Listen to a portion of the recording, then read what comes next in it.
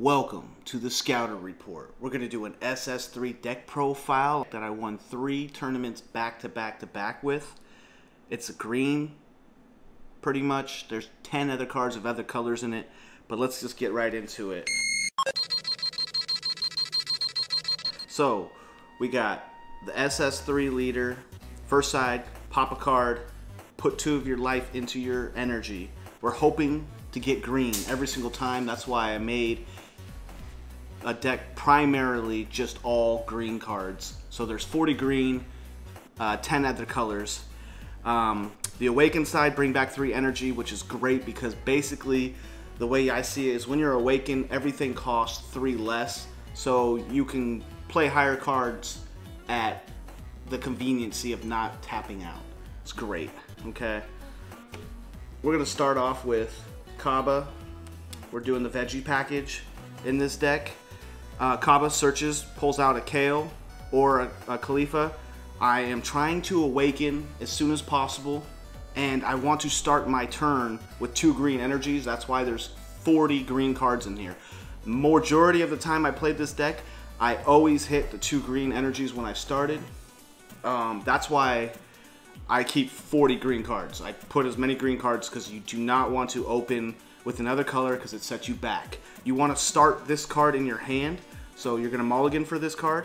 The only other card I might start with would be Kale, but I'm pretty much going to put back everything unless I got this. This is the card I need. I want this card to be in my hand for starting.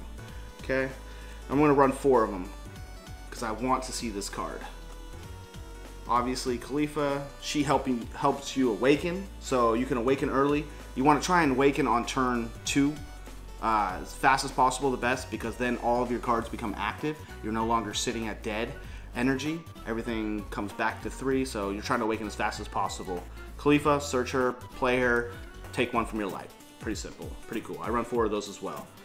I'm only probably ever going to play 2, and the rest of them are going to become energy, but I want to see that card, so that's why I play 4. Then I'm going to play 4 Kales, because this card's just OP. Basically, I'm going to try and put as many Cabbas out there as possible. That way, Kale becomes cheaper. One match, I basically had 3 Cabbas out there, so I put out 3 Kales in 1 turn for 3 energy, which is just crazy. She attacks, crit. If you have 5 cards or less, you draw. So it's a great card. This is all my pressure right here.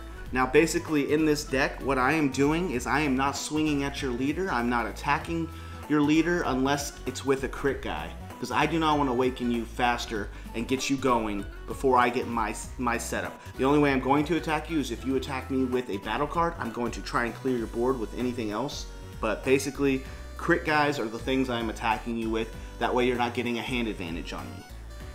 Next, we got the Trunks Bridge to the Future.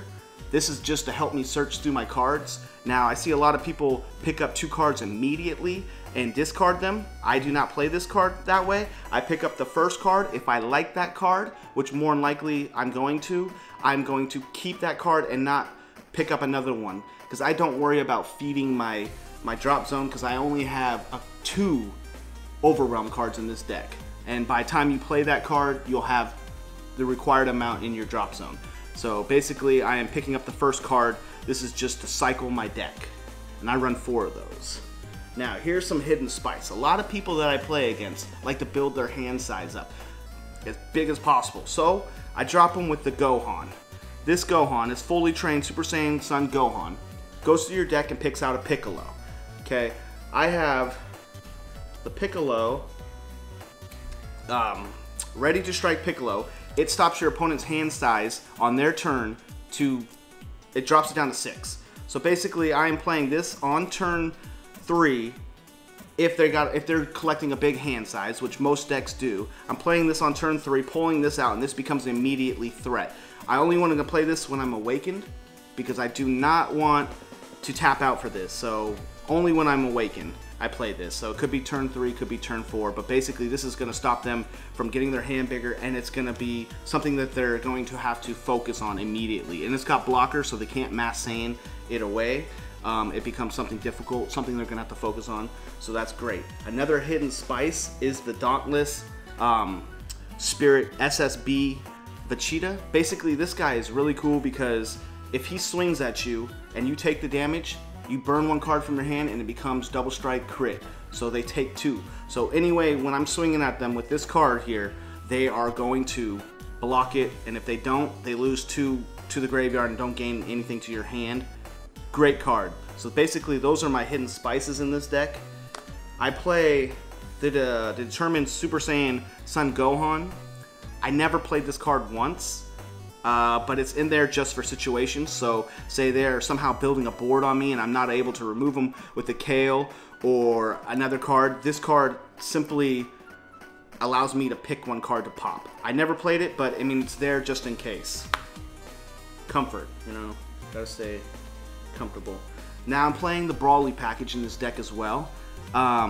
This Brawley brings the cost of all Brawleys evolved down by 2 green, so it's pretty good. And when it comes out, it pops something, but they get to choose. So usually, I mean, I'm playing this basically the late game, because my late game, I'm trying to eliminate your hands, because all of the Brawleys that I'm playing are, and I'm playing 4 of those. I'm playing the Brawleys that eliminate your hand size down. So I got 2 of the Rampaging Horror. This one allows me to choose 2 cards from your hand at the cost of basically 4 or 3 when I evolve with on top of this guy. And then I'm playing the Rampaging Lifeform Bio Brawley, and this you choose 2. So both are situational. I can play them once I max out at 6, any one of, or the other one at 5. But basically, I'm just doing this when I'm ready to hit you and I want to drop 2 cards from your hand. It's situational, so basically, the 6 drop one, basically if I feel like you're hiding 10Ks in your hand and I need to get rid of them to swing out you, I'm going to play that one. If I'm just trying to drop your hand size down lower, or your hand size already low, then I'm going to play the Lifeform one. But this is my late game when I'm going in for the finish. Now, that little sweet pickup is the Scientist Fu, and I like this card because there's nothing going into my drop zone that I'm worried about saving or bringing back or anything like that. So by the time this card's available, or this is a late game card too, so when I'm playing this, I'm going to have 7 cards in my drop by then, because they're going to be trying to kill my board and I'm going to be protecting myself, so I'm going to fill up my drop zone. This is a good card because if my hand's starting to get low, you draw 2 cards and it's double strike. So they are going to have to burn a lot of cards to stop this card from going through. It's a good card. I'll just put it that way. It's a good card. It helps me close out a deck, so I could play out the Brawley with the Bioform and then play up Scientist Fu all on one turn. So basically, they are losing 2 cards from their hand and I'm gaining 2 cards to my hand, and then they still have to stop all of my double strikes. Very potent for the game ending. Now, we got to run some negates just in case somebody's swinging at you and you don't want to burn a whole bunch of cards to stop it. So I'm just running the full powered energy because I'm trying to keep a green package. I need as many green cards as possible, so I open up with 2 greens so I can start with Cabba on turn 1, and from there it just snowballs the opponent down to nothing. So I'm starting ahead and I'm not trying to fall behind. I'm just trying to run ramp as fast as possible, fill up a board that's just too potent for anybody to stop. Next, I'm running the Unbreakable Super Saiyan Son Goku. This is basically a 10K, and with the ability of my leader to bring back 3 energy, it's basically a free 10K. So I'm sitting there getting 10,000 to my guy, plus a draw 1. This is usually only a defensive card, so I'm only going to play it on my defense most of the time, unless I'm closing out the game. Then I got the 10K. You got to have a 10K in each deck. I'm picking the Boost Attack Piccolo because I'm not trying to send any more cards to your hand. I am trying to eliminate your hand. So that's why I went this one with over that Kibito Kai. Basically, that's my deck. The way I play it is I am hitting you with crit. I am only swinging out with the double strikes at the end when you're low, 2 life or less, or I think I can KO you that turn. Other than that, I'm just going to swing at you with crit, crit, crit, crit, crit, because I am not trying to build your hand. I'm trying to always keep your hand size down. And that's basically my deck profile. With this deck, I did win 3 championship tournaments back to back to back. So go ahead and net deck it, pick it, try it at your tournament, tell me how you did. I'm always open for feedback.